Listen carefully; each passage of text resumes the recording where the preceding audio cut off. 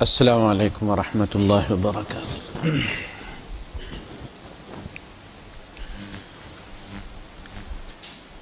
ان الحمد للہ نحمده ونستعینه ونستغفره ونؤمن به ونتوکل علیہ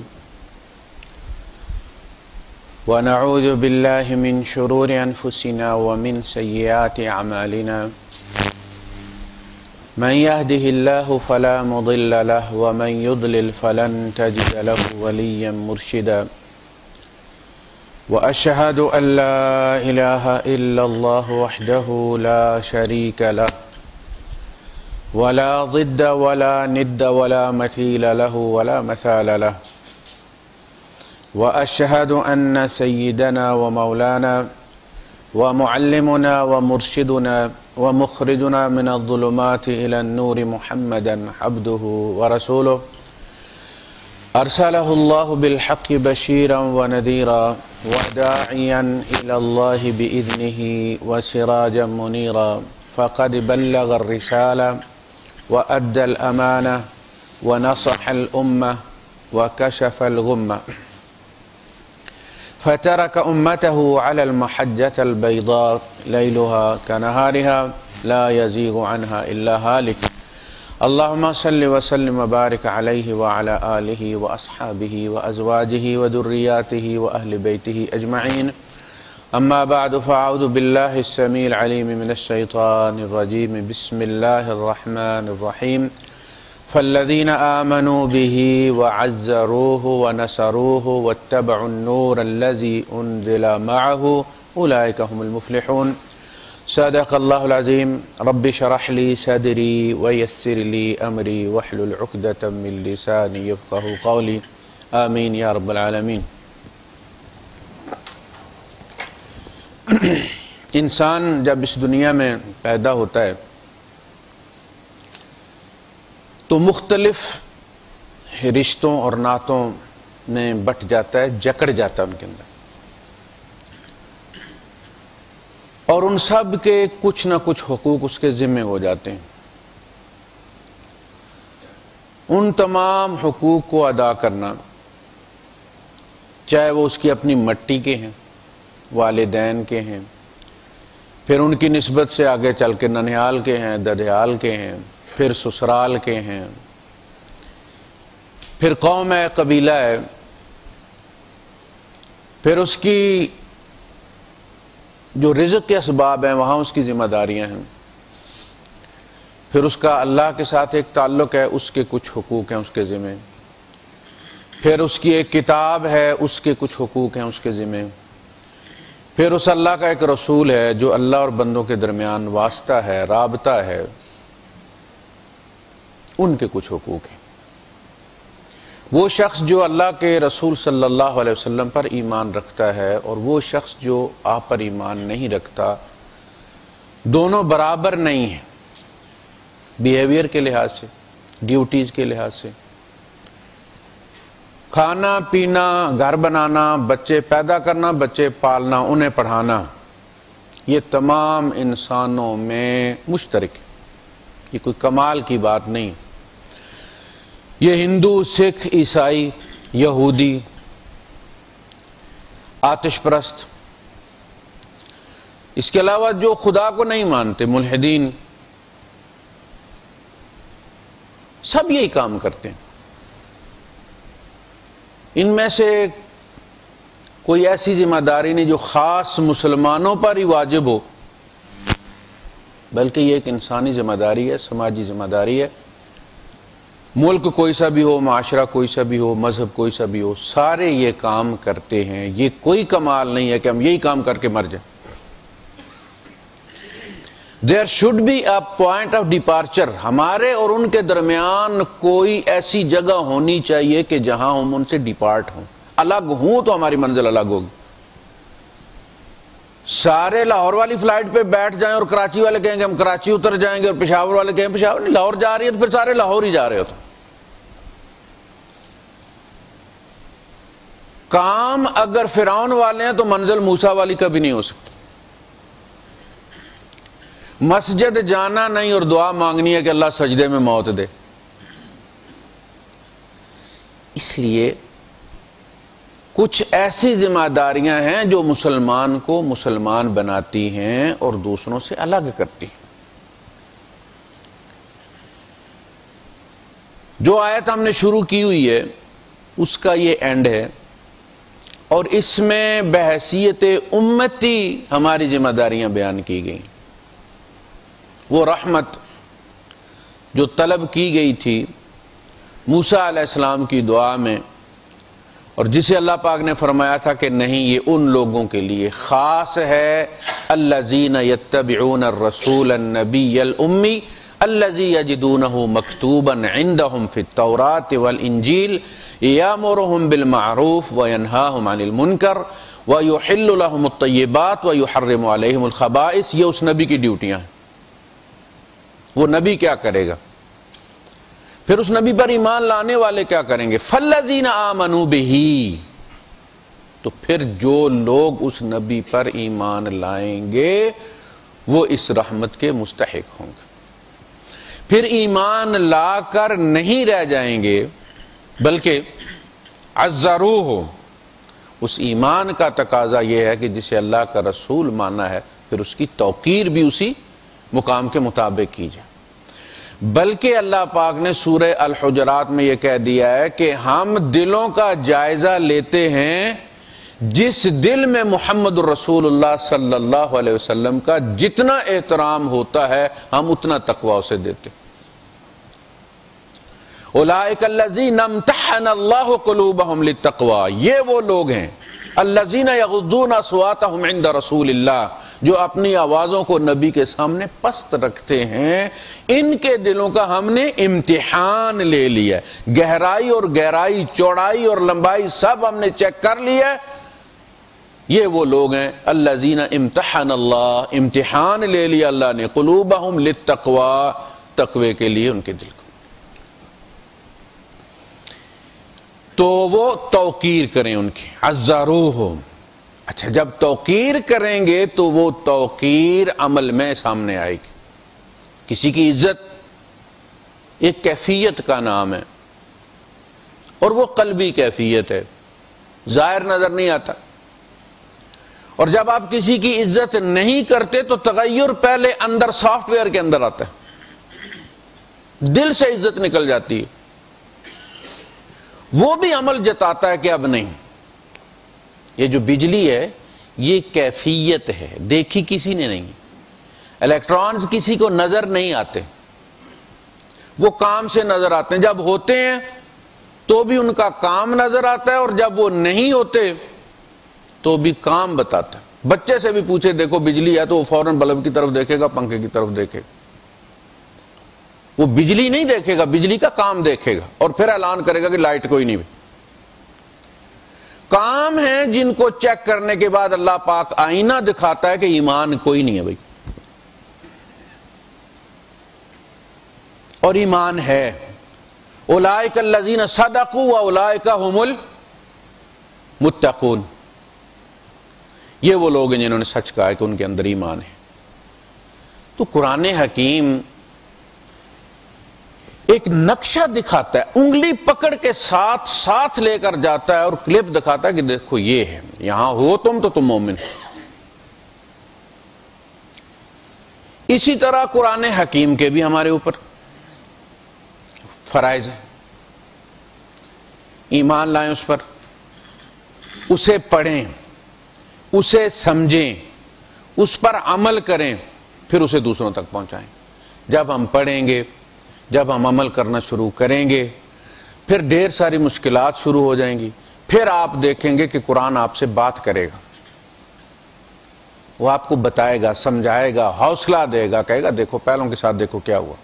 ام حسبتم ان تدخلوا الجنہ ولما یاتکم مثل الذین خلوا من قبلکم، تم نے کیا سمجھا تھا کہ تم ایسے ہی جنت میں جا گھسو گے جبکہ تم کو وہ حالات پیش نہیں آئے جو تم سے پہلوں کو پیش آئے تھے۔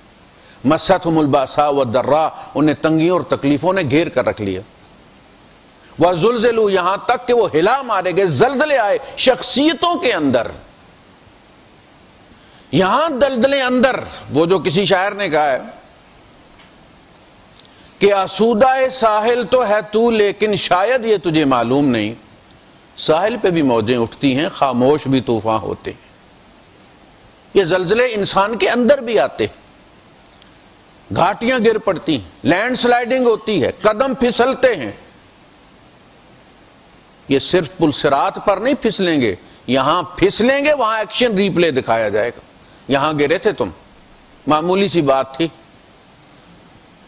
تو جب ہم عمل کرنا شروع کریں گے تو قرآن کی اہمیت واضح ہوگی، جب وہ ہمیں تھامے گا، پکڑے گا، حوصلہ دے گا، then you will feel Quran does speak to you، تمہارے ساتھ بات کرتا، قرآن باتیں کرتا۔ ایسے ہی نہیں پڑھنے والے اس کو روتے، وہ سمجھتے ہیں کہ وہ کہاں اس نے ہاتھ رکھا ہے، کہاں انگلی رکھی۔ عمل کی دنیا سے جب نکلیں گے، قرآن پر عمل کرنا شروع، عمل کہاں کرنا ہے؟ سماجی معاملات ہے نا۔ سب سے زیادہ تفصیل جو آئی ہے قرآن حکیم کے اندر، صورتوں کی صورتیں سماجی، میاں بیوی کے تعلقات، سورہ التحریم، سورہ الطلاق، سورہ النساء، سورہ المائدہ، سورہ احزاب، سورہ النور، کیا احکامات ہیں؟ گھریلو نماز کی تفصیل نہیں آئی ہے۔ بیوی منانے کے لیے 5 10 10 15 15 20 20 3 رکوع آئے، کس طریقے سے بات کرنی، کیسے کرنی، معاملات کو کیسے سنبھالنا ہے۔ نئی بات بنی، تمہیں اچھے نہیں لگی، کوئی بات نہیں، آسان تکرہوا شیئا ویجعل اللہ فیہ خیرا کثیرا، ہو سکتا ہے کہ تمہیں کوئی چیز ناپسند ہو اور اللہ نے اسی میں تمہاری خیر رکھی ہو، تم اللہ پر توکل کرو۔ یہ دور کے ڈھول سہانے ہوتے ہیں، باقی بیوی بیوی ہوتی چاہے گونگی ہو۔ یہ جو بندے سمجھتے ہیں نا کہ ایک انگارہ ہٹا کے دوسرا رکھوں گا تو پھر سکون آ جائے گا، نہیں، انگارہ آگے لگاتا۔ بیوی بولے گی، جواب دے گی، بیمار بھی ہوگی، غصہ بھی کرے گی، ناراض بھی ہوگی، روٹھ کے جائے گی، ساری یہی کریں گی۔ آپ کو پلاسٹک کی گڑیا چاہیے؟ قرآن حکیم یہی کہتا ہے نا، نشوز مرد کی طرف سے بھی ہوتا ہے، عورت کی طرف سے بھی ہوتا ہے۔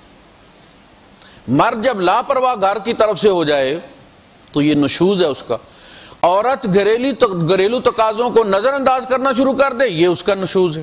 دونوں کا علاج قرآن حکیم میں بتایا گیا۔ جب آپ عمل کرنا شروع کریں گے، جب آپ اس کو پڑھنا شروع کریں گے تو معاملات سدھرنا شروع ہوں گے۔ تکلیف بھی ہوگی، لین دین کے معاملات ہیں، رسم و رواج کو ترک کرنا۔ یہ رسم و رواج جو ہیں یہ ہمیں پتہ بھی نہیں چلتا، اور ہمارے اندر بیڈ سیکٹرز جو ہیں وہ بنتے چلے جاتے ہیں۔ جب ہم کہیں پھنس جاتے ہیں تو پھر احساس ہوتا ہے کہ کوئی گڑبڑ ہو گئی۔ یعنی اللہ پاک نے تمام معاملات جو سماج کے ہیں وہ بالکل واضح طور پر بیان کر دیے ہیں۔ جب بھی ہم ان کو بائی پاس کریں گے، یقین جانیں آپ سال بعد، 2 سال بعد، 4 سال بعد، 10 20 سال بعد ڈیڈ اینڈ پہ پہنچیں گے، بند گلی میں پھنس جائیں گے۔ ایک ہی رستہ صراط مستقیم ہے، وَلَا تَتَّبِعُوا السُّبُلَ، اللہ کی راہ ایک ہے، تم مختلف رستوں پہ مت پڑ جاؤ۔ یہ مت سمجھو کہ تم نے یہ کر لیا تو کیا ہوا، کوئی نقصان نہیں ہوا۔ تمہیں کیا پتہ نقصان کب جا کے واضح ہوگا۔ اللہ کی حد توڑنے کے بعد بندے کو ہر وقت ڈرنا چاہیے، کیا پتہ نہیں کیا ہوگا، میں اس رستے سے نکل آیا ہوں، پتہ نہیں اب کیا ہوگا۔ صراط مستقیم پہ ہو تو اللہ بذکر اللہ تطمئن القلوب کا مطلب کیا ہے؟ اللہ یاد رہے تو دلوں کو اطمینان رہتا ہے۔ اللہ یاد رہے کا مطلب اللہ کا حکم یاد رہے۔ اللہ پاک نے فرمایا جمعہ پڑھ لو، فارغ ہو جاؤ تو جاؤ جا کے تجارت کرو، رزق ڈھونڈو، وَاذْكُرُوا اللَّهَ كَثِيرًا۔ اللہ کو صرف مسجد میں یاد نہیں کرنا کہ وہ کوٹا پورا کر لیے اور اب جا کے بے ایمانیاں کرنی ہے، دکان پہ بھی اللہ کو یاد رکھنا ہے، کھیت پہ بھی رکھنا ہے، عدالت میں بھی رکھنا ہے، دفتر میں بھی رکھنا ہے۔ اللہ وہاں ہے، صرف مسجد میں نہیں ہے۔ پڑھے، سمجھے، عمل کرے اور پھر پہنچائے. ہم نے پہنچانا، اب نیا نبی کوئی نہیں آئے گا. جانے والے نبی نے ہمیں کہہ دیا ہے بلغوا عنی ولو آیا. جو جتنا جس حد تک صلاحیت رکھتا ہے وہ اس قرآن کو پہنچائے، اگرچہ ایک آیت پہنچا سکتا ہو. ہر آدمی کی اپنی صلاحیت ہے، اپنے اوقات ہیں، اپنی اس کے کچھ مجبوریاں ہیں، احوال ہیں. تو ان سب کو دیکھتے ہوئے کہا گیا کہ تمہاری جو پرائرٹی ہونی چاہیے وہ کتاب اللہ کو پہنچانا ہونی چاہیے. اس میں پھر تمہاری صلاحیت دیکھی جائے گی کہ تم نے اپنی صلاحیت سے پورا کام لیا کہ نہیں لیا. لیکن کم از کم ولو آیا، ایک آیت تو زندگی میں پہنچا دو تاکہ پہنچانے والوں میں تمہارا نام شمار ہو جائے قیامت کے دن. تو اس میں قرآن حکیم کے جو فرائض ہمارے ذمہ ہیں، جو اس کے حقوق ہمارے ذمہ ہیں، وہ بیان کیے گئے. یہاں جو آیت ہم پڑھ رہے ہیں سورہ الاعراف کی، اس میں نبی کریم صلی اللہ علیہ وسلم کے حقوق ہیں جو بحیثیت امتی، جس طرح کوئی بندہ کسی کو اپنا باپ تسلیم کر دیتا ہے تو پھر اس کے اوپر اس باپ کے سارے حقوق جو ہے وہ رویوں میں بھی اور لین دین میں بھی، معاملات میں بھی وہ پھر اس کے ذمہ واجب ہو جاتے ہیں. جب وہ کسی کو اپنی بیوی مان لیتا ہے تو پھر وہ سارے حقوق اس کے اپنے سر لے لیتا ہے، اس کے بارے میں جواب دہی ہوتی. اسی طرح جب کوئی کسی ہستی کو اپنا رسول مان لیتا ہے تو پھر اس رسول سے متعلق جتنے بھی حقوق ہیں وہ اس کے ذمہ واجب ہو جاتے ہیں اور ان کے بارے میں اس سے پوچھا جائے گا. اس میں پہلا یہ ہے کہ فالذین آمنوا بہ، کہ جو ان پر ایمان لائیں. یہود و نصارہ میں سے، اصل تو مخاطب وہی ہیں کہ یہود و نصارہ جو ہیں وہ اس رحمت کے تب تک حقدار نہیں جب تک اس رسول رحمت للعالمین پر ایمان نہ لائیں. پچھلے سارے رسولوں کو مان لیں، موحد بھی ہوں، تہجد گزار بھی ہوں. یہ تہجد سارے رسولوں میں رہی ہے، ساری امتوں میں رہی ہے. اللہ پاک نے سورہ آل عمران میں بیان کیا ان کے بارے میں کہ یہ سارے ایک جیسے نہیں ہیں. لیسوا سواء من اہل الکتاب امۃ قائمۃ یتلون آیات اللہ آناء اللیل. یہ سارے عیسائی ایک جیسے نہیں ہیں. ان میں کچھ ایسے ہیں جو ساری ساری رات کھڑے اللہ کی آیات کی تلاوت کرتے رہتے ہیں. یعنی آپ اندازہ کریں کہ عیسائی نبی کریم صلی اللہ علیہ وسلم کی مخالفت کر رہے ہیں اور اللہ پاک ان میں جو نیک لوگ ہیں. ہمارا تو یہ ہوتا ہے کہ جب کسی کی مخالفت کرتے ہیں تو پھر ہم سب کی مخالفت کرتے ہیں، اس میں نیک بد کی تمیز نہیں کرتے. ہمارا دشمن ہے تو پھر ہمارا دشمن ہے.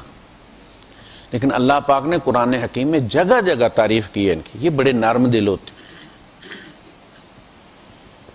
یہ مومنوں کے قریب ہیں، یہ راتوں کو کھڑے رہنے والے ہیں. اب انہیں احساس ہوتا ہے کہ مخالفت کے باوجود اللہ پاک اگر ہمارے حق بیان کر رہا ہے اور ہمارے نیک لوگوں کی نیکی کو ضائع نہیں کر رہا تو اس کا مطلب ہے کہ باقی چیزیں بھی حق بیان ہو رہی ہیں. تو ان سے یہ تقاضا کیا گیا فالذین آمنوا بہ، تو جو اس رسول پر ایمان لائیں گے. وہ جو کہتے ہیں نا کہ ان الذین آمنوا والذین ہادوا والصابئین والنصارى من آمن باللہ والیوم الآخر وعمل صالحا فلہم اجرہم عند ربہم ولا خوف علیہم ولا هم يحزنون. کہ جی یہودی ہوں یا مسلمان ہوں یا عیسائی ہوں یا صابی ہوں، جو بھی اللہ پر ایمان لے آئے اور نیک کام کرے اور آخرت پر ایمان رکھے، آخرت میں اجرت کے لیے کرے، دنیاوی مقصد نہ اس کا، تو اسے اس کا اجر ملے گا. اس کو بنیاد بنا کر جو لوگ یہ سمجھتے ہیں کہ مسلمان ہونا ضروری نہیں ہے، ان کی بات درست نہیں ہے۔ قرآن کی ایک آیت سے قانون اخذ نہیں کیا جاتا، جس طرح آئین کی ایک شق کو دوسری شق کے ساتھ ملا کر پڑھا جاتا تو سمجھ لگتی، ورنہ پورا آئین ایک دوسرے سے ٹکراتا ہے۔ اسی طرح قرآن حکیم کی آیات کو بھی ایک بات کے بارے میں جتنی آیات آئی ہیں، ایک مسئلے کے بارے میں جتنی آیات آئی ہیں، ان سب کو جب آپ اکٹھا کر کے ملا کے پڑھتے ہیں تو صورت واضح ہوتی۔ فالذین آمنوا بہ، اللہ شرط رکھ رہا ہے کہ وہ رحمت عامہ جو تم طلب کرتے ہو وہ جب تک اس ہستی پر ایمان نہ لایا جائے نہیں مل سکتی۔ ایک بات سورہ محمد میں فرمایا کہ وہ لوگ جو ایمان لائے اور انہوں نے اعمال صالح کیے، وَآمَنُوا بِمَا نُزِّلَ عَلَى مُحَمَّدٍ، عیسائی یہودی کہہ سکتے تھے نا کہ ہم تو واقعی اس پر ایمان لائیں جو اللہ نے نازل کیا، یہودی بھی کہتے تھے یہ کتاب بھی اللہ نے نازل کی، ہم بھی مانتے ہیں تورات اللہ نے نازل کی، عیسائی بھی کہتے ہیں کہ جناب یہ انجیل ہم مانتے ہیں، یہ قرآن حکیم نے کہا ہے وَإِذَا قِيلَ لَهُمْ آمِنُوا بِمَا أَنزَلَ اللَّهُ قَالُوا نُؤْمِنُ بِمَا أُنزِلَ عَلَيْنَا، جناب ہم ایمان ہی تو رکھتے ہیں، جو ہماری طرف نازل کیا گیا اس پر ہم ایمان رکھتے ہیں، جو آپ کی طرف نازل کیا گیا آپ اس پر ایمان رکھو۔ یہ یہود درمیان کا ایک فارمولہ لے کر آئے تھے کہ ہم آپ کو اللہ کا رسول مان لیتے ہیں، درمیان کی راہ نکالتے ہیں۔ موسیٰ علیہ السلام بنی اسرائیل کی طرف رسول تھے، آپ بنی اسماعیل کی طرف رسول ہیں، ہم اس پر ایمان لے آتے ہیں کہ آپ بنی اسماعیل کے رسول ہیں، اللہ کے رسول ہیں۔ لیکن جس طرح ہمارے یہاں رسول صرف بنی اسرائیل کے لیے آیا کرتے تھے، آپ صرف بنی اسماعیل کے لیے ہیں۔ قُلْ يَا أَيُّهَا النَّاسُ إِنِّي رَسُولُ اللَّهِ إِلَيْكُمْ جَمِيعًا، میں بنی اسماعیل کا نہیں، میں پوری نو انسانیت کا رسول ہوں۔ نبی نے کھل کے بتا دو، اس پہ کوئی کمپرومائز نہیں ہوگا، نہ مانو۔ لیکن یہ نہیں ہو سکتا کہ تم مجھے ایک قبیلے کا رسول مان کے تو میرے اوپر بڑا احسان کرو کہ اب تم مسلمان ہوگا، نہیں، تمہیں مجھ کو اپنا رسول بھی ماننا پڑے گا، موسیٰ کی شریعت کو چھوڑ کر میری شریعت بھی ماننی پڑے گی، تب واضح ہوگا۔ وَمَا أَرْسَلْنَاكَ إِلَّا كَافَّةً لِلنَّاسِ بَشِيرًا وَنَذِيرًا، ہم نے آپ کو نہیں بھیجا مگر تمام نوع انسانیت کے لیے بشارت دینے والا اور وارننگ دینے والا بنا کر بھیجا۔ تو وہ یہ کہتے تھے کہ جی ہم، آپ نے یہ کہا نا کہ جو ایمان لائیں اور اس پر یعنی اللہ پر اور اس کی وحی پر، تو ہم تو ایمان رکھتے ہیں وحی پر، یہ ہماری کتاب ہے، ہم اس کے مطابق عمل کرتے ہیں، تو ہم تو مسلمان ہوئے گا۔ نہیں،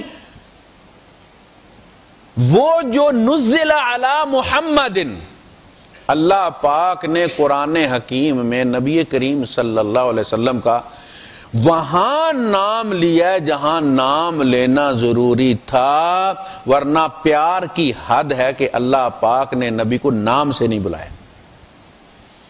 یا ایھا المزمل، یا ایھا المدثر، یا ایھا الرسول، یا ایھا النبی، جہاں کلمہ پڑھنا مراد تھا۔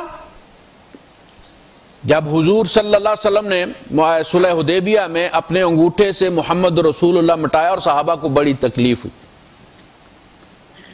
محمد بن عبداللہ لکھوایا، بات یہ بھی سچی تھی، کیونکہ کافر یہ کہتے تھے کہ اگر یہاں معاہدے میں یہ لکھ دیا جائے محمد رسول اللہ اور ہم سائن کر لیں تو ہم نے تو آپ کو رسول مان لیا، لڑائی کس چیز کی ہے پھر؟ ہم محمد رسول اللہ کو نہیں جانتے، یہ کنٹروورشل جو ہے وہ معاملہ ہے، ہم محمد بن عبداللہ کو مانتے ہیں، آپ اس پہ محمد بن عبداللہ اور مکے والوں کے درمیان لکھیے آپ کی معاہدہ ہو رہا ہے۔ تو اللہ کے رسول صلی اللہ علیہ وسلم نے حضرت علی رضی اللہ تعالیٰ عنہ کو فرمایا کہ اچھا اس کو کاٹ دو، تو ماں نہ بفاعل، میں تو یہ کرنے والا نہیں جی، میں محمد رسول اللہ کو نہیں کاٹ سکتا۔ ادھر سے عمر فاروق رضی اللہ پیچھے سے کون نہیں پکڑ لی حضرت علی رضی اللہ تعالیٰ نے کہ اگر یہ کاٹنے لگے تو میں کھینچ لوں گا۔ آپ نے فرمایا اچھا ایسا کرو مجھے دکھاؤ کہاں ہے جی، یہ ہے۔ آپ نے انگوٹھے سے اس کو مٹا دیا، کہا کہ اب لکھو محمد بن عبداللہ۔ صحابہ کو یہ بات بڑی چبھتی تھی. اللہ پاک نے قرآن حکیم کے اندر اس کے متبادل وہ جو کٹا تھا محمد رسول اللہ فرمایا وَكَفَى بِاللَّهِ شَهِيدًا محمد الرسول اللہ. قیامت تک کے لیے لکھتے ہیں اللہ کافی ہے اس بات کو ماننے کے لیے کہ محمد اللہ کے رسول ہیں، اور کوئی مانے یا نہ مانے رب کا ماننا ضروری ہے. اور ساتھ حضور کے ساتھ جو تھے ان کی بھی تعریف کر دی. یعنی اللہ نے غصہ نہیں کیا ان کے بیہیویئر پر، علی کے انکار پر اللہ نے غصہ نہیں کیا، پیار آیا ہے کہ یہ عزت ہے میرے نبی کی ان کے دلوں کے اندر کہ ان کا نام مٹنے نہیں دینا چاہتے یہ لوگ. وہاں ضروری تھا وہاں کہا وَكَفَى بِاللَّهِ شَهِيدًا محمد رسول اللہ. سورہ محمد میں یہ ضروری تھا کہ الگ کر کے بیان کیا جائے کہ وہ جو نازل کیا گیا اللہ کے رسول پر اگر کہا جاتا تو وہ کہتے جی موسیٰ بھی اللہ کے رسول تھے، ہم اس پر ایمان لاتے ہیں جو اللہ کے رسول پر نازل ہوا. عیسیٰ علیہ السلام بھی اللہ کے رسول تھے، عیسائی کہتے ہیں جناب ہم اس پر ایمان لاتے ہیں جو اللہ کے رسول پر نازل ہوا. پن پوائنٹ کرنا ضروری تھا کہ نہیں والذی نزل علی محمد، جو محمد پر نازل ہو رہا ہے اس پر، وہاں اس کو استعمال کیا اللہ پاک. تو یہ بات درست نہیں ہے.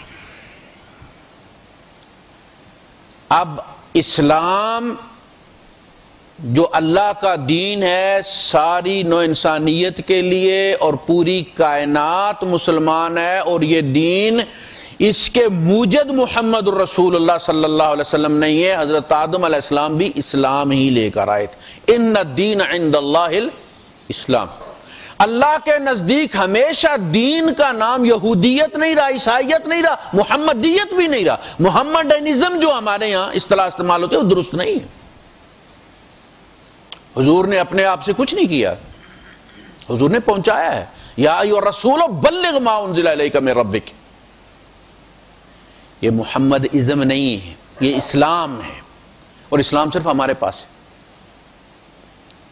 اس کا مطلب ہے باقی بے دین ہیں. ان الدین عند اللہ الاسلام. ہر زمانے میں اللہ کے نزدیک دین اسلام ہی رہا ہے. جب انہوں نے اس کو یہودیت بنایا تو اللہ نے نیا رسول بھیج دیا، جب انہوں نے اس کو عیسائیت بنایا تو اللہ نے پھر اسلام کے نام سے اس کو دوبارہ بھیج دیا. تو اصل دین جو ہے وہ اسلام ہے. جب یہودی عیسیٰ علیہ السلام پر ایمان نہیں لائے تو انہوں نے اسلام کا انکار کر دیا، وہ اسی وقت کافر ہو گئے تھے. ہم نے جو بیت المقدس لیا تھا وہ عیسائیوں سے لیا تھا، یہودیوں سے نہیں لیا تھا. ہم نے عیسائیوں سے ٹیک اوور کیا تھا. عیسائی تو حق جتا سکتے ہیں، یہودی نہیں جتا سکتے. یہودیوں کے قبلے کی تو اینٹ سے اینٹ بجا کے چلا گیا تھا بخت نصر، ہل چلا کے باقاعدہ بیت اللہ کو وہ صاف کر کے گیا تھا. اور یہ اسی طرح تھا جس طرح اللہ نے تورات میں کہا تھا میں تیرا دشمن تجھ پر چڑھا کے لاؤں گا، جو اس گھر کی اینٹ پر اینٹ نہیں رہنے دے گا. منگیتر تیری ہوگی اٹھا کے وہ لے جائے گا، بچڑا تو پالے گا ذبح کر کے وہ کھائے گا. یعنی یہ اللہ کا غضب ہوتا ہے کہ وہ جس قوم پر غضبناک ہوتا ہے اس قوم کے دشمن کو اس پر غالب کر دیتا ہے گرچہ وہ کافر ہوں. اور یہ ناک کاٹنے والی بات ہوتی. تم میرے دین کو نیچا دکھاؤ گے میں تمہیں نیچا دکھاؤں. خیر، تو اس کے لیے آج اسلام جس صورت میں موجود ہے کتاب و سنت کی صورت میں، اس پر ایمان لاؤ گے تو اللہ کے بندے کہلاؤ گے. باقی اپنا اپنا ازم لے کے بیٹھے رہیں، کوئی یہودیت لے کے بیٹھتا ہے، عیسائیت لے کے بیٹھتا ہے. اللہ پاک دنیا میں ان کے نیک اعمال کا اس نے خود کہا ہے کہ وہ دنیا میں دے دیتا، کسی کا حق نہیں رکھتا. من کان یرید الحیات من کان یرید حرث الدنیا نؤتہ منہا، ہم اس کو دے دیتے. وما لہ فی الآخرۃ من نصیب، لیکن آخر میں اس کا کوئی حصہ نہیں. تو جو ایمان لائیں اس نبی پر اس کو کوئی بائی پاس نہیں کر سکتا چاہے کتنا بڑا عالم ہو کہ نہیں جی کوئی ضرورت نہیں ہے اس نبی پر ایمان لانے کی. فالذین آمنوا بہ، جب ایمان لائے گا نبی مانے گا تو پھر اپنی آواز نیچی کرے گا، نظر نیچی کرے گا۔ بلانے میں اللہ پاک نے فرمایا لا تجعلوا دعاء الرسول کا دعاء بینکم، دیکھو رسول کا بلانا اور رسول کو بلانا، یعنی رسول کسی کو بلا بھیجتے ہیں، بندہ کہتا ہے صبر کریں میں بس یہ کام کر کے آیا، کہا نہیں، رسول نے بلایا تو گویا خدا نے بلایا ہے۔ یا ایھا الذین آمنوا استجیبوا للہ وللرسول اذا دعاکم، ایمان والو جب تمہیں اللہ اور رسول بلایا کریں تو فوراً لبیک کہا کرو، جب بھی وہ تمہیں بلائیں۔ اب اللہ کی آواز تو کسی نے نہیں سنی، تمہیں محمد بلا رہے، تمہیں کیا پتا محمد بلا رہے خدا بلا رہا ہے، انہیں کی آواز میں تمہیں حکم آئے گا۔ یہ ایک صحابی ہیں، حضور نے بلایا، وہ نفل پڑھ رہے تھے، ان نماز مکمل کی اور گئے، تو حضور نے پوچھا آپ کہاں تھے؟ کہا کہ اللہ کے رسول میں نماز پڑھ رہا تھا۔ آپ نے فرمایا تو نے اللہ کا قول نہیں پڑھا، یا ایھا الذین آمنوا استجیبوا للہ وللرسول اذا دعاکم لما یحییکم، زندگی وہاں بٹ رہی ہے۔ گویا اللہ اور رسول کے احکامات زندگی ہیں، روحانی زندگی ہیں، روح کی خوراک ہیں، جس طرح بدن کی خوراک ہے آپ کی آکسیجن جس سے آپ جیتے ہیں۔ زندگی اللہ اسی لیے کہا گیا کہ جو اللہ کو نہیں جانتا، نہیں مانتا، یاد نہیں کرتا، وہ چلتی پھرتی لاش ہے، اسکائی لیب ہے، وہ بیکار کا ڈیبری ہے، وہ کچرا ہے، کسی جگہ بھی گر سکتا ہے، کوئی رشتہ ناتا، کوئی اعتبار نہیں اس بندے کا، جسے شریعت یاد نہیں ہے۔ تو قانون کیا بنا؟ نبی آواز دیتے ہیں، نماز اسی جگہ چھوڑ دو، جاؤ جس کام کی طرف بھیجتے ہیں وہ کام کرو، واپس آؤ جہاں سے چھوڑی تھی وہاں سے شروع کرو، سجدہ ساو بھی نہیں۔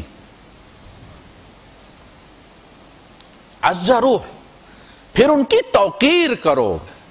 آپ جانتے ہیں اللہ کے رسول صلی اللہ علیہ وسلم کے حضرت عباس اور حضرت حمزہ آپ کے چچا تھے، باپ کی جگہ تھے، لیکن وہ بھی آپ کو نام سے نہیں بلاتے تھے، ہمیشہ یا رسول اللہ کہہ کر پکارا کرتے تھے۔ اللہ پاک نے فرمایا وَاعْلَمُوا أَنَّ فِيكُمْ رَسُولَ اللَّهِ، لوگو کان کھول کے سن لو، تمہارے اندر یہ جو ہستی ہے نا، یہ اللہ کے رسول ہیں، تمہارے بتیجے بھی ہیں، تمہارے داماد بھی ہیں، لیکن تمہیں جو بات ذہن میں رکھنی ہے وہ رسول اللہ والی رکھنی ہے۔ تم نے ان کے ساتھ اپنا ایٹیٹیوڈ بحیثیت رسول اللہ اور امتی والا رشتہ نبھانا ہے، چچا والا نہیں۔ چچا بتیجوں کو ڈانٹ بھی لیتا ہے، نہیں، یہ تمہارے بتیجے بھی ہیں، تمہارے داماد بھی ہیں، لیکن سب سے بڑی چیز یہ ہے کہ وہ اللہ کے رسول ہیں اور تم ان کے امتی۔ لا ترفعوا اصواتکم فوق صوت النبی، کبھی اپنی آواز کو نبی کی آواز پر بلند مت کرو۔ ان تحبط اعمالکم وانتم لا تشعرون، تمہارے اعمال حبط کر دیے جائیں، نل اینڈ وائڈ کر دیے جائیں اور تمہیں پتہ بھی نہ چلے۔ یہ ہے عزروہ۔ اللہ کے رسول صلی اللہ علیہ وسلم جمعے کا خطبہ دے رہے تھے، بندہ داخل ہوا اور جگہ ڈھونڈنے لگا تو لوگوں کی ڈسٹرب ہوتے ہیں لوگ، تو آپ نے فرمایا اجلس اجلس۔ عبداللہ ابن مسعود رضی اللہ عنہ آ رہے تھے جمعہ پڑھنے، وہاں آواز پہنچی ہے، وہیں بیٹھ گئے۔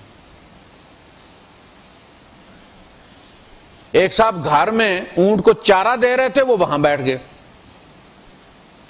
جس جگہ آواز پہنچی ہے ہر بندے نے یہ سمجھا کہ نبی مجھے حکم دے رہے ہیں کہ بیٹھ جا۔ یہ تھا صحابہ کا رویہ، جس وجہ سے انہیں جو مقام ملا ہے وہ عبادت کی وجہ سے نہیں ملا۔ نماز وہ بھی فجر کی 2 ہی رکعتیں پڑھتے تھے، ظہر ان کی بھی 4 رکعت تھی، روزے ان کے بھی 29 اور 30 تھے، حج ان کا بھی طواف 7 چکروں کا ہوتا تھا۔ مقام کیا ملا ہے؟ کسی نے سفیان ثوری رحمۃ اللہ علیہ سے پوچھا کہ عمر بن عبدالعزیز، انہیں خلیفہ راشد گنا جاتا ہے، عمر بن عبدالعزیز رحمۃ اللہ علیہ کو پوچھا کہ ان اور امیر معاویہ رضی اللہ عنہ دونوں میں سے افضل کون ہے؟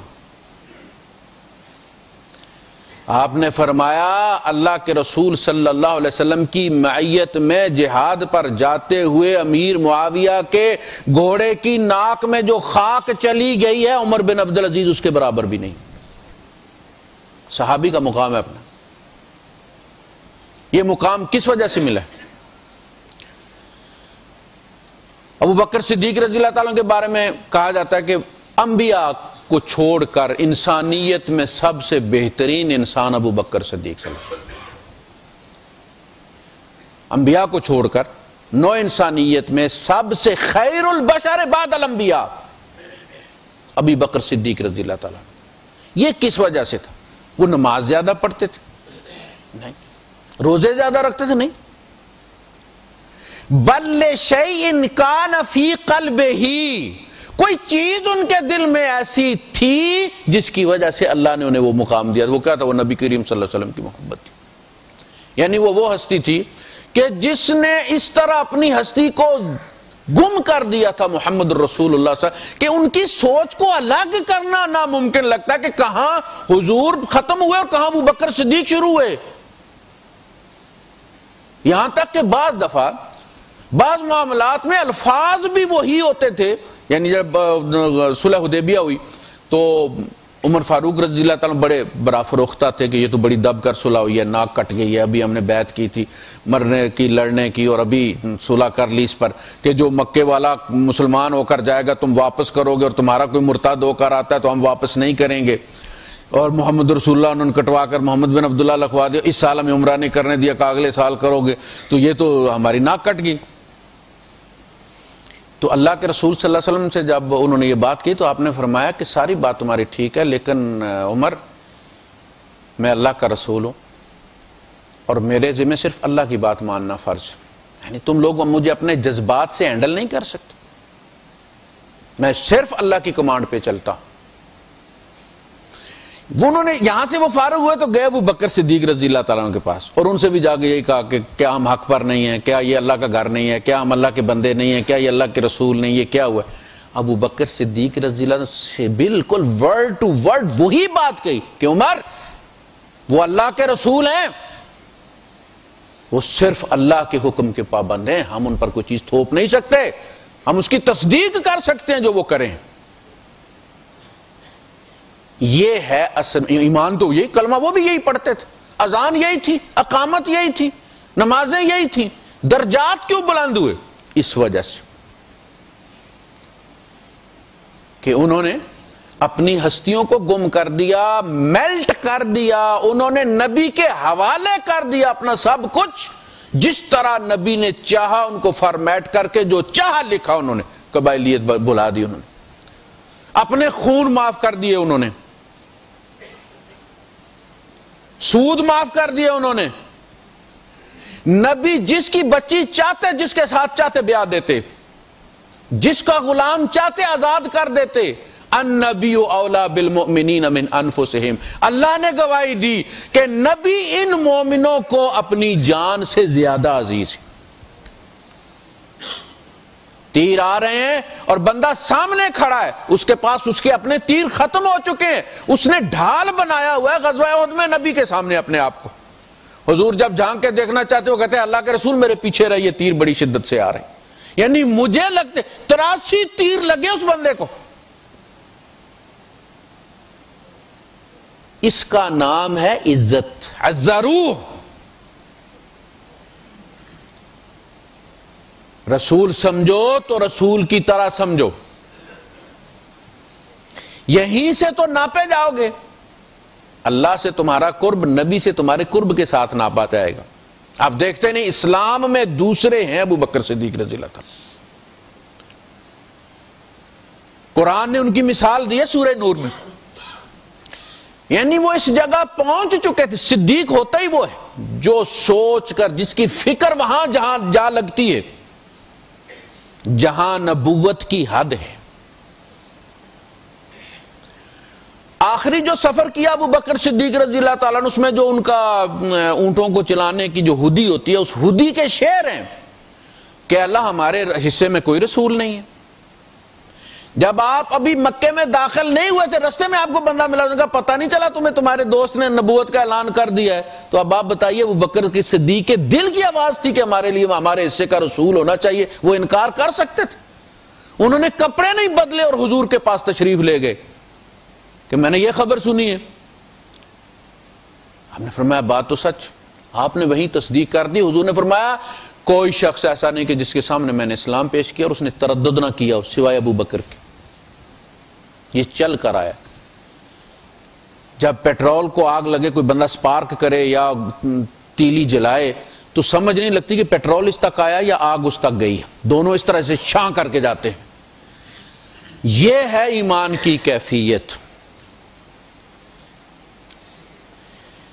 تو فالذین آمنوا بہ، جو لوگ ایمان لائیں، اصلی والا ایمان، منہ والا ایمان نہیں۔ ویسے تو عبداللہ ابن ابی بھی ایمان ہی لایا ہوا تھا، نماز بھی پڑھتا تھا پہلی صف میں آ کر، یعنی کہیں نہیں لکھا عبداللہ ابن مسعود رضی اللہ تعالیٰ کو لکھا ہے، لیکن اس کا نام لے کر نہیں لکھا کہیں کہ وہ نماز نہیں پڑھتا تھا۔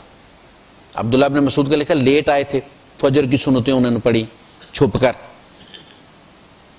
یہ سب پہلی صف میں پڑھتے تھے۔ جمعے کے لیے حضور کھڑے ہوتے، ابھی ممبر نہیں بنا تھا تو وہ آ کے اپنا کندھا پیش کرتا تھا، لیکن دل میں کچھ نہیں تھا، صرف زبان پہ تھا، اندر فائل فولڈر خالی تھا۔ تو اگر ایمان سچا ہو تو اس کے ساتھ ہی اس کے ڈرائیورز بھی انسٹال ہوتے ہیں، ساتھ ہی۔ ادھر ایمان لایا، یہ نہیں کہ مہینے بعد عزت آئے گی، ابھی رستے میں ہے۔ ادھر ایمان، زبان کہتی ہے کہ آپ اللہ کے رسول ہیں، ادھر دل میں احترام انسٹال ہو جاتا۔ حضرت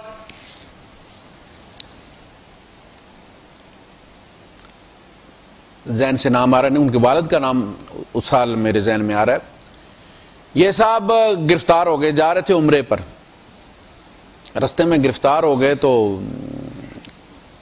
مسجد نبی میں لے آئی۔ بنو حنفیہ کے یہ بہت بڑے سردار تھے۔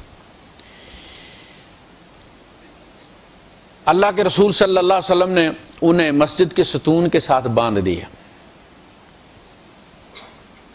یہ جو بات چلی ہے کہ کافر داخل نہیں ہو سکتا مدینے میں، یہ کہاں سے چلی ہے؟ حضور کے زمانے میں تو کافر لا کے باندھے جاتے تھے ستونوں کے ساتھ۔ نجران کے عیسائیوں کا جو وفد آیا ہے اس میں بڑے بڑے قسیس تھے، ان کے چیف راہب تھے، اور وہ بڑے یقین کے ساتھ آئے تھے۔ ڈاکٹر حمید اللہ صاحب لکھتے ہیں کہ وہ پورے یقین کے ساتھ آئے تھے کہ وہ نبی کریم صلی اللہ علیہ وسلم کو قائل کر لیں گے تسلیس پر۔ تو ظاہر ہے اللہ کے رسول صلی اللہ علیہ وسلم پھر اللہ کے رسول تھے، آپ نے انہیں لاجواب کر دیا۔ اس کے بعد پھر وہ مناظرے والی آیات نازل ہوئیں گے، پھر ان سے کہو کہ ٹھیک ہے وہ مباہلے والی کو مباہلہ کر لیتے ہیں۔ تو اسی دوران ان کی نماز کا ٹائم ہوا، وہ آپس میں خسر کرنا شروع ہو گئے۔ کیا بات؟ جی ہماری اجتماعی وہ عبادت کا وقت ہو گیا، تو آپ اگر اجازت دیں تو ہم باہر جا کے اپنے وہ جو قافلہ ان کا سامان تھا وہاں جا کے ہم۔ آپ نے فرمایا اگر تمہیں اعتراض نہ ہو تو تم یہاں کر لو عبادت، یہی تو مسئلہ ہے کہ نبی تو ہیں اتنے وسیع القلب، اور ہم نے دین کو اپنے اپنے قبیلوں میں بانٹ لیا ہے۔ دین آیا پوری دنیا کے لیے، آفاق کے لیے، گلوبل دین ہے۔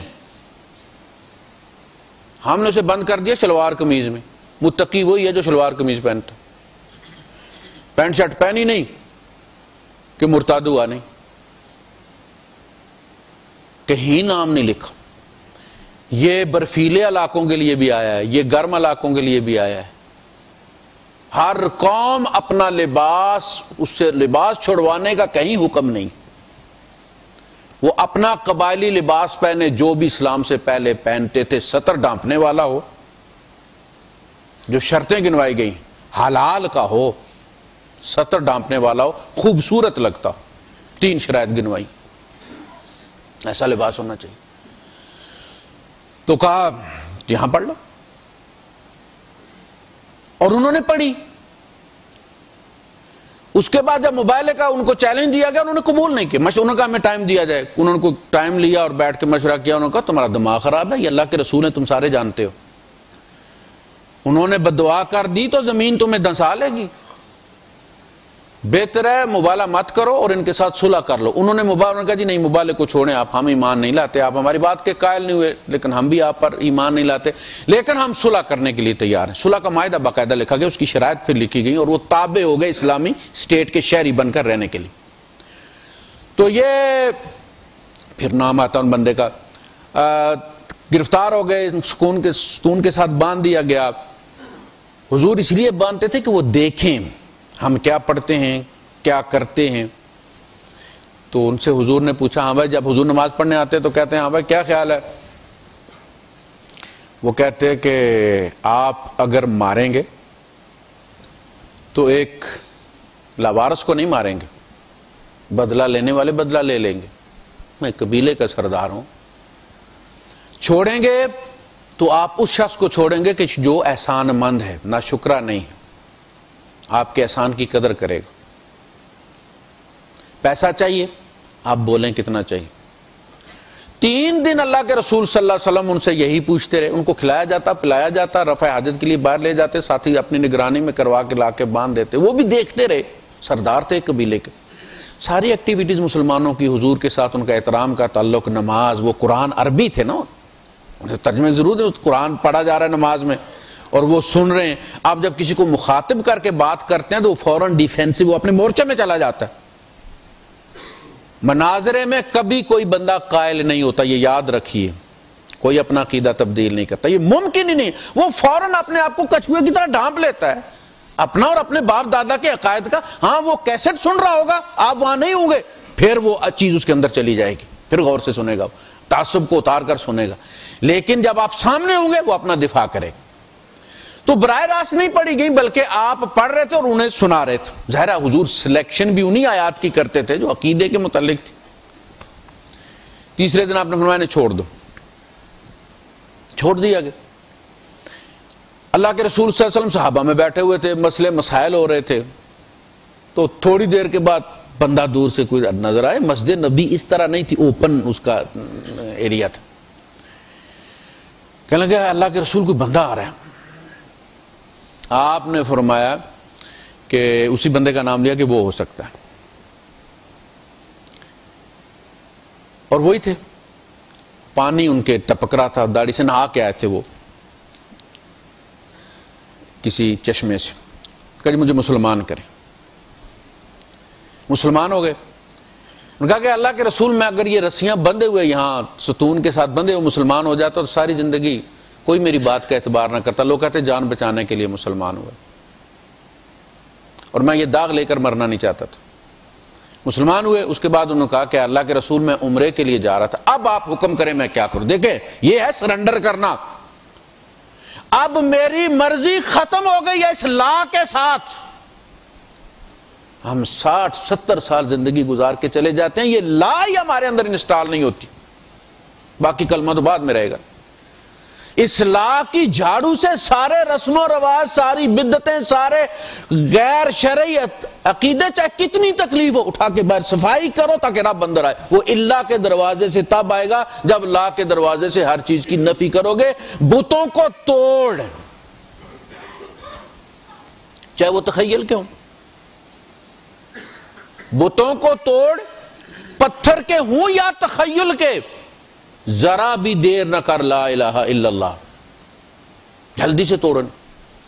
انہوں نے کیا کیا, کلمہ پڑھا ہے نا, کوئی درس نہیں سنا, کوئی جمعے کا خطبہ نہیں سنا, وہ جانتے تھے اس لا کا مطلب کیا, تبھی تو پڑھا نہیں ابو جہل نے. اگر اسے پتا ہوتا کہ پتھروں کو سجدہ بھی میں کرتا رہوں, کلمہ بھی پڑھ لوں, تو وہ پاگل تھا نہ پڑھتا. اسے پتا تھا اس لا کا مطلب یہ کہ تمہارا اختیار اس بدن پر, مال پر, جان پر, ہر چیز پر ختم ہو گیا ہے. اس لا کے ساتھ تمہارا کچھ نہیں رہا. اس تقیے دار فقیر نو شالا لا دا ناگ لڑے. یہ جو میری انا ہے جو قبضہ کر کے بیٹھی ہوئی ہے, اللہ کرے سے کلمے کی لا کا ناگ لڑے, یہ مرے میری انا. گلیاں ہون سوانجڑیاں وچ رانجڑ یار پھرے, میرے رب کی مرضی چلے اور کوئی مداخلت کرنے والا نہ ہو.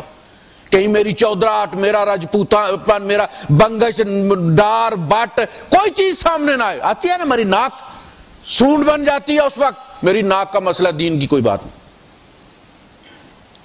یہ ہمارے معاملات میں یہی ہو. انہوں نے کلمہ پڑھا تو کہا اللہ کے رسول جب مجھے گرفتار کیا گیا میں عمرے کے لیے جا رہا تھا، اب آپ بتائیں میں کیا کروں، میں جاؤں نہ جاؤں؟ اب آپ کی مرضی، میری مرضی ختم ہو گئی ہے. آپ نے فرمایا جاؤ تم عمرہ کرو، عمرہ پورا کر کے جاؤ تم. یہ گئے. ان سے پہلے ان کی خبر پہنچ چکی تھی مکے میں کہ وہ مسلمان ہو گئے. یہ طواف کر رہے تھے تو ابو جہل ملا اور نے کہا تم محمد پر ایمان لاؤ اور یہاں آ کے بے خوف ہو کے تم طواف کرو، ایسا نہیں ہو سکتا. لیکن چونکہ ان کے حلیف جو تھے وہ کافی طاقتور تھے وہاں، انہوں نے ابو جہل کو ڈانٹا، خبردار. اس نے بھی جب دیکھا کہ یہ سارے انہوں نے کہا ہاں میں ایمان لایا ہوں، اور اب تمہیں ایک بات بتاؤں، مکے والوں کو اب یمن سے ایک دانہ گندم نہیں آئے گی جب تک محمد الرسول اللہ نہیں کہیں گے. گندم سب سے زیادہ وہیں پیدا ہوتی تھی، وہی سپلائی کرتے تھے. بلاکیڈ کر دیا. اندازہ کریں مکے والے بھوکوں مرنا شروع ہوئے. مکے سے وفد گیا حضور کے پاس مدینے کہ آپ یمن والوں سے کہیں کہ وہ گندم بھیجے، لوگ بھوکے مر رہے ہیں. یہ ہے نبی کریم صلی اللہ علیہ وسلم پر ایمان لانا اور پھر آپ کی عزت و توقیر کہ اپنی ہستی کو ان کے سامنے مٹا دے. جو کہا گیا آپ کی طرف سے کہہ دیا گیا وہ فائنل ہے. ہمارا اعتماد ہمارے سامنے تو حضور ہی ہیں، حضور کے منہ سے نکلا ہے، آپ نے کہا یہ اللہ کا کلام ہے، ہم نے مان لیا. قرآن پہ جبرائیل کے بھی دستخط کوئی نہیں ہے، اللہ کی مہر کوئی نہیں ہے. یہ محمد کی آواز میں سنا گیا ہے صلی اللہ علیہ وسلم. گفتائے او گفتائے اللہ بود. ایک ہی منہ سے حدیث نکلی ہے، ایک سے قرآن نکلا ہے، وہ بھی عربی ہے، وہ بھی عربی ہے. حضور نے کہا کہ یہ قرآن ہے، یہ اللہ کا کلام، اللہ کے کلام کے طور پر لکھ لیں. کس کے قول کی بنیاد پر؟ ہمارے پاس کوئی لیٹمس ٹیسٹ نہیں ہے اس کا کہ جی یہ قرآن ہے، جو ہی ہم چولہے کے پاس لے جاتے تو آگ لگ جاتی ہے اس کو، جو ہی پانی میں ڈالتے تو میٹھا ہو جاتا ہے. اس قسم کا کوئی ٹیسٹ نہیں ہے. کلام اللہ اور حضور کے کلام کے درمیان یہ صرف حضور کا قول ہے جو کہتا ہے یہ اللہ کا کلام ہے، ہم اس کو مان لیتے ہیں، اس سے زیادہ کچھ نہیں. جب حضور پر ایمان متزلزل ہوگا تو ساری بنیاد دین کی گر جائے گی. یہ ہے فالذین آمنوا بہ وعزروہ ونصروہ. پھر جب آپ ان کی توقیر کرتے ہیں تو آپ کی باڈی لینگویج بتاتی ہے، آپ کا بیہیویئر بتاتا ہے. آپ ایک بندے کا احترام کرتے ہیں، آپ دیکھتے ہیں مولوی صاحب ہیں، آپ مولوی صاحب کے ہاتھ سے دوڑ کے چیزیں لے لیتے ہیں. چھوڑیں جی مولوی صاحب میں پہنچا دیتا ہوں. یہ کیا ہے؟ توقیر ہے نا. توقیر سامنے آئی عمل میں. اسی طرح جب آپ یہ کہتے ہیں کہ نبی کی توقیر ہمارے دل کے اندر ہے تو اللہ پاک نے فرمایا کہ پھر یہ کیسے ممکن ہے کہ نبی تو موت کے منہ میں کھڑا ہو اور تم مدینے میں بیٹھے گپیں مار رہے ہو. ما کان لأہل المدینۃ ومن حولهم من الاعراب ان يتخلفوا عن رسول اللہ ولا يرغبوا بانفسهم عن نفسه. رغبت اردو میں استعمال ہوتا ہے. اہل مدینہ کے لیے یہ جائز نہیں تھا کہ وہ نبی سے پیچھے رہ جاتے. نبی خطرے میں جا رہے ہیں اور یہ یہاں بیٹھے ہوئے. منافقین واپس آ گئے، 300 بندے لے کے واپس آ گیا تھا عبداللہ ابن ابی، اس پر تبصرہ ہے. وَلَا يَرْغَبُوا بِأَنفُسِهِمْ عَن نَفْسِهِ. نبی کی جان سے زیادہ اپنی جان کی رغبت فکر مت کرو. تمہاری 1000 جانیں لگ جائیں ایک نبی کی جان کی حفاظت کے لیے، یہ تمہارے لیے اعزاز کی بات ہے. تو بچا بچا کے نہ رکھ اسے، تیرا آئینہ ہے وہ آئینہ جو شکستہ ہو تو عزیز تر ہے نگاہ آئینہ ساز میں. تیرا بدن بنایا اس لیے گیا. یہ اللہ کی راہ میں نیزہ کھائے اور کہے فزت و رب الکعبہ، رب کعبہ کی قسم میں کامیاب ہو گئے. تو فالذین آمنوا بہ وعزروہ ونصروہ. توقیر کرو تو پھر ان کے مشن کو اٹھاؤ، جو بوجھ انہوں نے اٹھایا ہے. اللہ پاک نے کیا الفاظ استعمال فرمائے؟ فإنما علیہ ما حمل وعلیکم ما حملتم. ان کے ذمہ وہ ہے جو ان کو اٹھوایا گیا ہے. حضور نے خوشی خوشی سیاسی پارٹی نہیں بنائی تھی. حضور بڑے شاہی شخصیت کے مالک تھے. آپ بڑے باحیا تھے. آپ مجمع میں گفتگو نہیں کیا کرتے تھے کسی, اپنے آپ کو اکیلا رکھا کرتے تھے آپ. پھر جب اللہ نے حکم دیا تو پھر آپ پبلک میں گئے. آپ کو بوجھ اٹھوایا گیا ہے. فَإِنَّمَا عَلَيْهِ مَا حُمِّلَ, حمل اسی سے بنا ہے. ان کو جو اٹھوایا گیا. وَعَلَيْكُمْ مَا حُمِّلْتُمْ, اور تم سے وہ سوال ہوگا, اس کی پوچھا جائے گا, اس کی ذمہ داری ہے جو تمہیں اٹھوایا گیا. کیا اٹھوایا گیا؟ وہ جو نبی کا بوجھ ہے. وہ جو نبی والا بوجھ ہے, شہادت علی الناس والا, وہ ہم کو اٹھایا گیا ہے کہ نبی کے بعد تم اب اور رسول کوئی نہیں ہے, تم ہی نے اس امت کا مینٹیننس کرنا ہے. یہ تمہاری ذمہ داری ہے. تم نے لے کر جانا ہے لوگوں کے پاس, عمل سے بھی اور نظریاتی طور پر بھی. لہذا سب سے پہلے ہمیں نصروہ واتبعوا النور الذی, دیکھیے دوسروں کے پاس جانے سے پہلے تمہیں خود اس نور کی پیروی کرنی پڑے گی جو ان کے ساتھ نازل ہوا ہے. آپ دیکھتے ہیں, یعنی بڑی لاجیکل بات ہے کہ جو عطر بیچنے والے ہوتے ہیں انہوں نے سارے عطر شیشیاں ماری ہوئی, ان کے پاس سے گزر جائیں تو پتہ چلتا ہے عطر کے اندر سے گزر کر آیا بندہ, توجہ حاصل کرنے کے. جو سرمے والے ہوتے ہیں, آپ نے دیکھا کتنا سرما اس نے ڈالا, پتہ چلتا ہے چمچ سے ڈالا ہے. یہ قدرت. آپ جاتے ہیں جب مارکیٹ میں, شاپنگ مال میں, بخور والے نے باہر بخور جلایا ہوا ہوتا ہے کہ نہیں ہوتا؟ تم خود اس نور کا اتباع نہیں کرو گے, کس منہ سے لے کر لوگوں کے پاس جاؤ گے؟ وہ مینار پاکستان دے کر واپس آ رہے تھے راوی ریحان, ہم تو بس میں وہ پتیسے والا چڑھا, تو بیچارہ کمزور سا تھا بڑا, تو وہ کھنڈ کے عہدے بتا رہا تھا. تو ایک اسٹوڈنٹ تھا, اس نے کہا چاچا خود بھی کھا لیا کرو کبھی. مسلمانوں دوسروں کو بتاتے ہو, کبھی خود بھی عمل کر لو اس پر.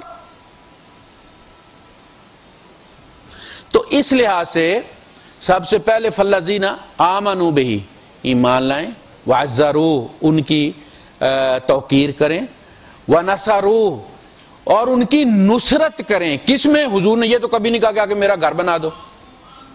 نصرت کس میں کریں؟ اس مشن میں کریں, اور اس نور کا اتباع کریں جو اللہ نے نازل کیا ان پر. اولئک هم المفلحون, یہ وہ لوگ ہیں جو کامیاب ہوں گے. اللہ پاک مجھے بھی انہی میں سے کرے, آپ حضرات کو بھی جہاں تک یہ آواز پہنچے وہاں تک. وآخر دعوانا الحمدللہ رب العالمین.